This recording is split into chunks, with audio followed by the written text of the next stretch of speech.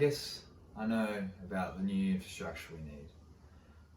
And with Jonathan gone, doing his thesis, I best continue on by myself. If only I could have a Zoom call with someone in the future to see what their regulations for wastewater are like. Are you there? Can you hear me? Is this the future Minister of Wastewater from 2060? Lockie, I was wondering when you were going to give me a call. Yes, it is I, future wastewater minister from the year 2060. In the future, I'm actually referred to as the Lord Admiral General of the World Water Alliance, the WWA, which is a universal specialised agency that has jurisdiction internationally. The World Water Alliance. Whew, that's unreal. Sounds like a lot of responsibility. How did it come about? It is a lot of responsibility indeed, but we managed to put our differences aside as nations and as politicians to successfully handle pollution and water mismanagement. We did this by creating an effective regulatory framework that is respected, appreciated, and followed by every nation on the globe for the betterment of wastewater treatment and communities on a local to a global scale. We gathered the biggest water agencies and professionals from around the world and got their take on water and agreed to merge into our own government body that has the interests of sustainability, community, and ethical practices at the forefront of our values and beliefs. With one universal regulatory framework, it enables the avoidance of all inconsistencies that used to pop up way back in 2020, where you're from, where there was lots of different groups of governments and private organisations, all with different and conflicting approaches.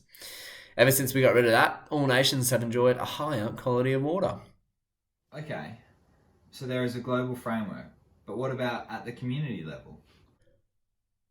What a cracking question there, young fella. We at the WWA were able to pull a ridiculous amount of resources, money, to mobilise teams to consult with communities around the world.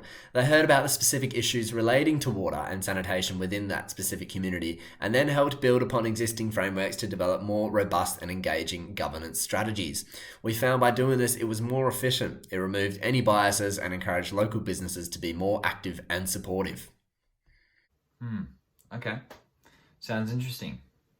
What about what kind of outlook did the legislation have towards technology? Wowee, another smashing question, young man.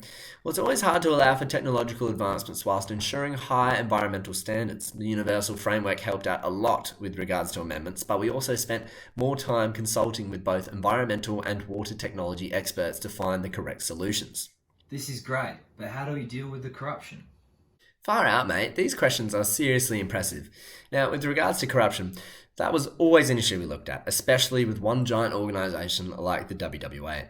There's a lot of moving parts, especially international moving parts. So how could we trust other countries, let alone people working in our own country, to avoid bribes from private businesses or a sneaky handshake under the table?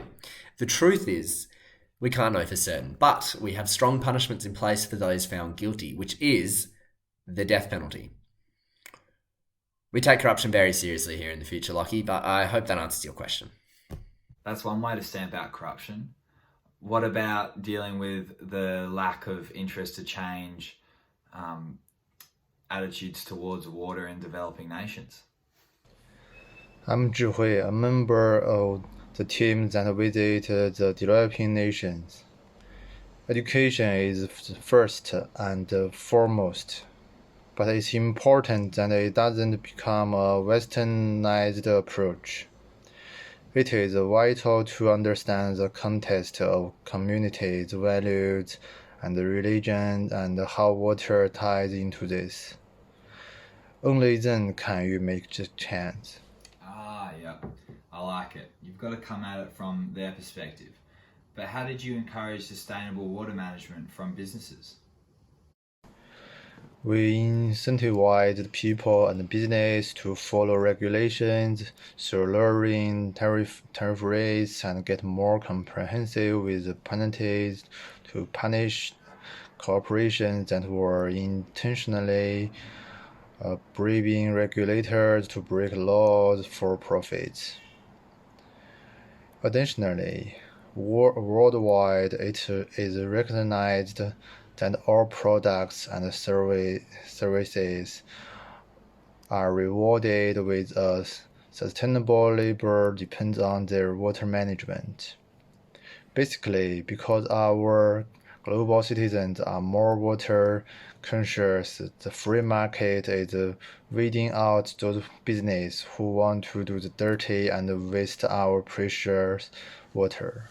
Gents, it's been a pleasure. Picked up some great ideas as to how we can properly regulate water back in 2021. I best be off. Now all I need to talk to is an entrepreneur.